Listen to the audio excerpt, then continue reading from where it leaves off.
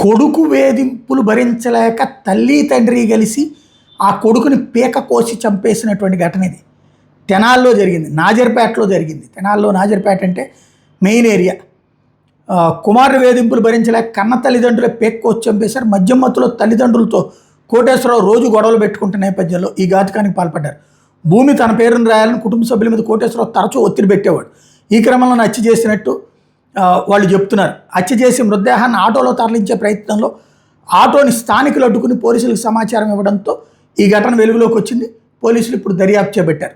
తల్లిదండ్రులు తమని వేధిస్తున్నాడు, హింసిస్తున్నాడు కొడుకు, ఆ కారణంగా ఇక తట్టుకోలేక చంపేశామని చెప్తున్నటువంటి నేపథ్యంలో తల్లిదండ్రుల పట్ల పాజిటివ్గా స్పందించాలా, లేకపోతే కొడుకు ఆస్తి హక్కుగా అడిగాడు అని చెప్పేసి తల్లిదండ్రులు వేధించాడు అందులో తప్పే ఉందని అంటారా ఎవరైనా అన్నది చూడాల్సి ఉంది. ఇందులో మానవత్వమా చట్టం అంటే చట్టం ప్రకారం వాళ్ళకి శిక్ష పడుతుంది. కాకపోతే కోణం ఎటు చూడాలన్నదే ఇక్కడ ప్రశ్న.